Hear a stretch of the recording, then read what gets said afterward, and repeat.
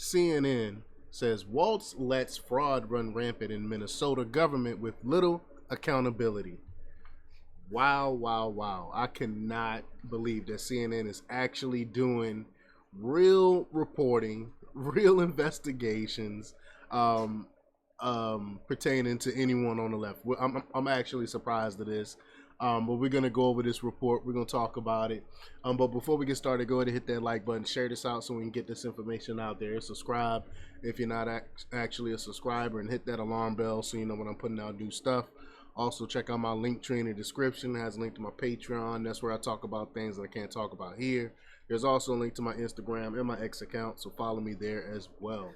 All right, so let's talk about this news. Now, this comes from the Daily Wire from Ryan Saverdra. He reports that a damning report from CNN this week found that there is widespread fraud throughout Minnesota's government, and the governor, Tim Walz, demands little to no accountability for what has transpired under his watch.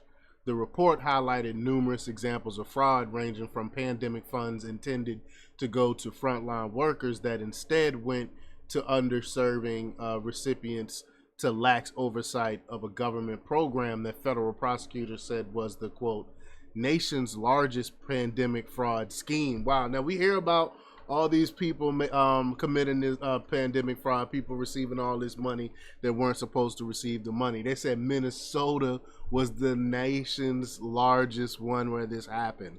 Wow. Incredible. The report comes as Vice President Kamala Harris has faced significant criticism for her decision to pick Walz as her running mate after he has been found to be a serial liar on matters that span nearly every aspect of his life, both personal and career. I mean, he just lies about his service in the military, lied about being places like Tiananmen Square during the protest in the 80s. It just lies on top of lies and on top of lies. And then when people question him on all these lies, what he says is, "Oh, I misspoke." No, it's not. You don't misspeak saying you were somewhere when you knew you weren't. I mean, come on. But that criticism was again amplified after he was trounced in the vice presidential debate this week by Senator J.D. Vance, Donald Trump's vice presidential pick. The state's nonpartisan auditor, Judy Randall, told CNN that when Walz and his administration were confronted with dozens of examples of waste, fraud, and abuse, they minimized or dismissed the allegations. So people got away with fraud because of him. The report said she was stunned that the state agencies under Walz's control have become defensive and showed signs of resentment when confronted with the fraud, something that she has never seen over her nearly 3-decade career. Randall said that she is not aware of a single person who has been removed from their job in the administration as a result of the fraud findings. So you in administration, you commit fraud and you get to keep your job. Don't go to jail or anything. You get to keep the job. Well, quote, when he is not holding any commissioners responsible, then yes, Governor Walz is responsible for the fraud that has been ongoing in the state of Minnesota, said Lisa DeMuth, the State House GOP leader.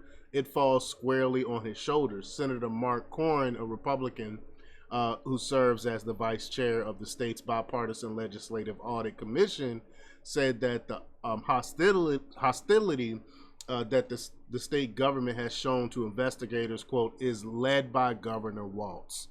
The governor's appointees across the board at almost all agencies have been hostile and uncooperative with citizens when citizens are seeking transparency and oversight through their legislative auditor, said Karan.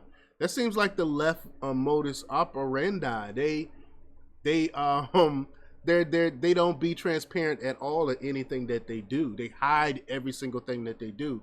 And the only time you hide things like that, when the government hide things like that from the people, they are doing some type of shenanigans, something wrong, some type of fraud, some type of laws being broken there. Why else would they call for why would they call to be for there to be no transparency? But the chair of the committee, Democrat Rep. Rick Hansen, refused to respond to CNN's request for comment. The corruption under the Walz administration has attracted the attention of federal law enforcement officials who have conducted raids on various entities in connection with multiple criminal corruption investigations that's ongoing.